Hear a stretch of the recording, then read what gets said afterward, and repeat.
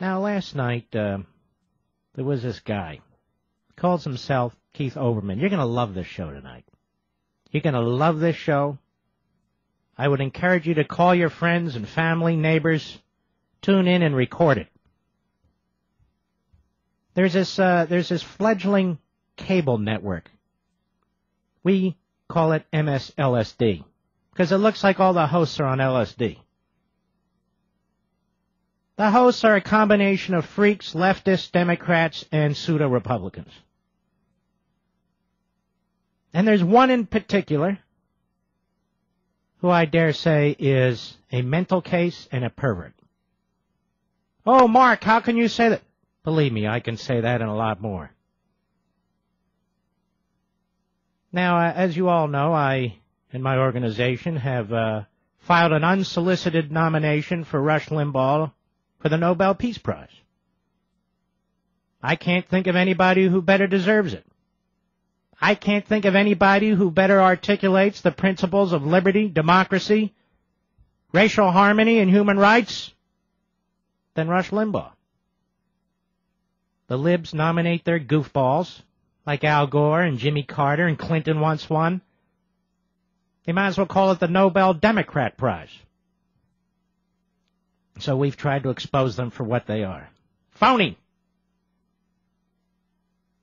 But last night, this mental patient pervert type, Keith Olbermann, countdown to no ratings. And his no ratings, believe me, it's no ratings. They're all excited about his ratings because they have a few 100,000 viewers.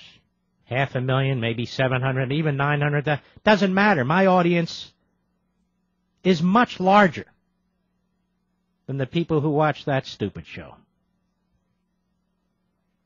Anyway, he had a little, and by the way, Keith, I know you're listening. I had a guy in my office call your producer and tell her to make sure you do listen. So listen to every syllable and try and follow. So last night, the jerk does what he always does. He nominates 3 people for the worst, the worser, and the worst person on earth. His worst person was Bill O'Reilly. His worser person was Glenn Beck. Here's the rest. Can we play the audio, winner, please? Mark Levin, president of something called the Landmark Legal Foundation. After Al Gore was nominated for the Nobel Peace Prize, Mr. Levin nominated comedian Rush Limbaugh. 2 problems. 1, it is not open nominations. There's a committee. The Limbaugh nomination will go into the circular file, fittingly enough. 2, comedian doesn't want it because the Nobel cannot be smoked, popped, nor eaten. Mark Levin of the Landmark Legal something, today's worst person in the world. Now, this guy is a journalist for MSLSD, for NBC. He's a fruitcake, as I will prove beyond a reasonable doubt in just a moment. Couple of things, nitwit. We know that the Nobel Prize Committee isn't going to accept the nomination. You're a moron. Our letter says it's unsolicited. You missed the whole point, dummy. That's number 1. Number 2, you used my photo during your show. You know who I am, and you know how to pronounce my name, Overbite. But that doesn't much matter. And number 3, Landmark Legal Foundation has done more for more people than you ever could. But let's put that aside for now. Let's put that aside because I think many of you who've never heard of this man ought to know something about him. Nobody else can take on this bully, so I will. And thanks to the New York Post, there's a couple of very interesting stories here I think you ought to know about. Apparently he's hung like a thumbtack. That's number 1. Keith gets low ratings in bed. I didn't make this up. Yes, right here in the New York Post, October 9, 2006. A brown-haired beauty who claimed she had an unsatisfying one-night stand with Keith Olbermann is getting her sweet revenge. She's launched a blog to warn other women about the acerbic MSLSD commentator's boorish bedroom habits. He's the most impotent person in the world, or maybe the biggest pervert in the world. The bitter babe who calls herself Karma Bites One says she doesn't want others to fall into the same trap, and I want him to feel some remorse for what he's done. He sets his mind on a woman, lures her in, and once he gets what he wants, he refuses to ever speak to them again. And I don't think he understands the damage he's caused. Well, this is how predators function. Karma Bites One. A 30-something office worker of Caribbean descent, Karma Bites One, said she struck up an email friendship with Overbite. What did I say about predators?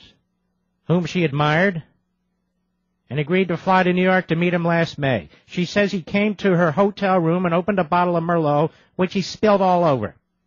Big dummy. Then when sexual activity began in less than an hour, Overbite had difficulty. Like I said, he's built like a thumbtack and straight as a wet noodle from what I hear. I pretend he knew what he was doing, the embittered blogger writes. I adored the guy. I didn't want him to think he was a dud in bed, so she faked experiencing ecstasy. Just like people fake that they watch that show. Next, he piled on excuses as to why he had to leave. He told me he's an insomniac and that it's hard for him not to sleep in his own bed. He also mentioned he hadn't had company in a while. He said he had an early meeting with the Yankees, and he might be allergic to the pillows in the hotel bed.